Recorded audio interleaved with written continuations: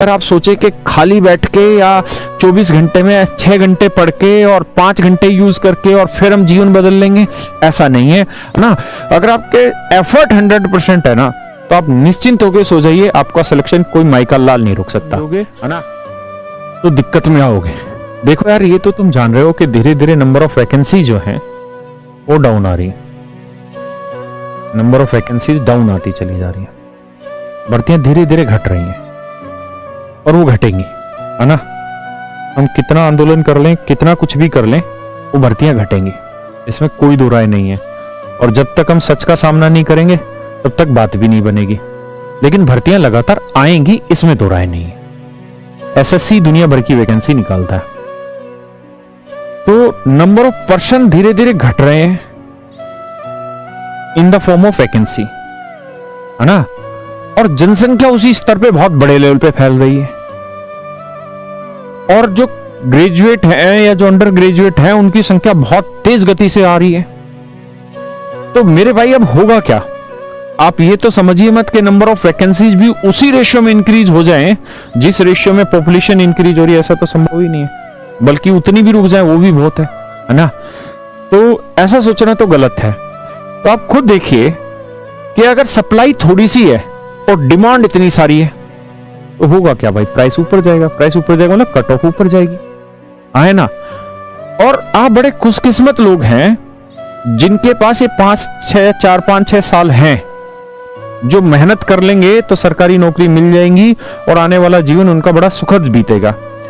अगर आप इस 5-6 साल में मेहनत नहीं कर पाए, है ना, या इस 3-4 साल के इस ड्यूरेशन में अगर आप नौकरी नहीं लग पाए, तो भारत में ही नहीं पूरे विश्व में बेरोजगारी का एक बहुत बड़ा भूचाल आने वाला है ना। जिसमें मैं भी शामिल होऊंगा, आप भी शामिल होंगे, बहुत सारे लोग शामिल होंगे उस बेरोजगारी में।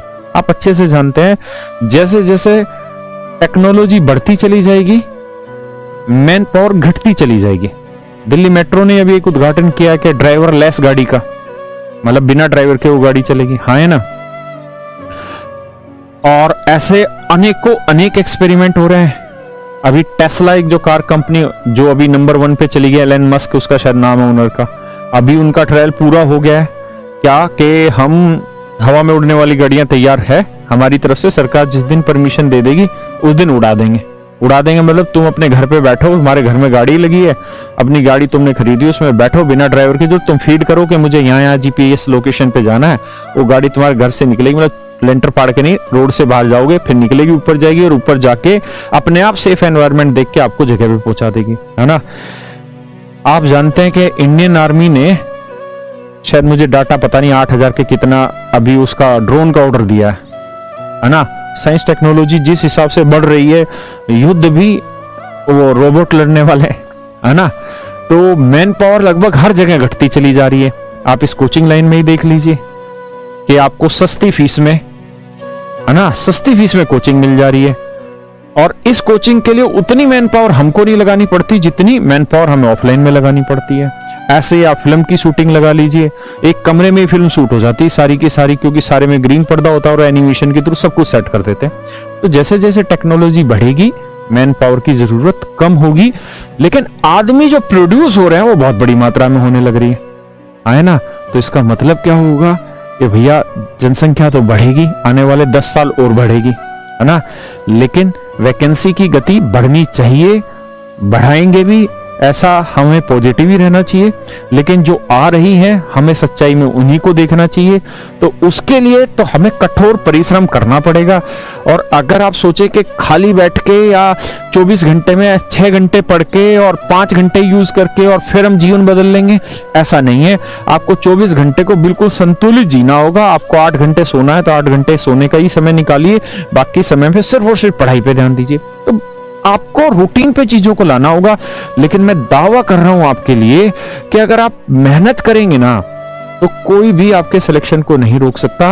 आपको चीजें कम समझ आ रही हैं, कम मेहनत हो पा रही है, आप प्रयास 100% रखिए, है ना। अगर आपके एफर्ट 100% है ना, तो आप निश्चिंत होकर सो जाइए, आपका सिलेक्शन कोई माइका लाल नहीं रोक सकता, है ना। और अगर आपके एफर्ट में कमी है तो भैया फिर दिक्कत मुझे भी महसूस होगी, एक वक्त के बाद आपको भी बेरोजगारी की दिक्कत महसूस होगी। इसलिए मेहनत करो, कट ऑफ पे मत ध्यान दो, है ना। और इस बात पे भी मत सोचो कि कम वैकेंसी है या कोई कह रहा है कम है ज्यादा, उस पे मत सोचो। तुम्हें जितनी चाहिए उतनी है ना, तो तुम्हें बस मेहनत करनी है, ठीक है। लड़का कह रहा मुझे ओशो सुनने की लत लग गई। बेटा तू ओशो को ज्यादा मत सुन, है ना, पढ़ाई पे ध्यान दे। ओशो को सुनने की उम्र हमारी है, तेरी नहीं।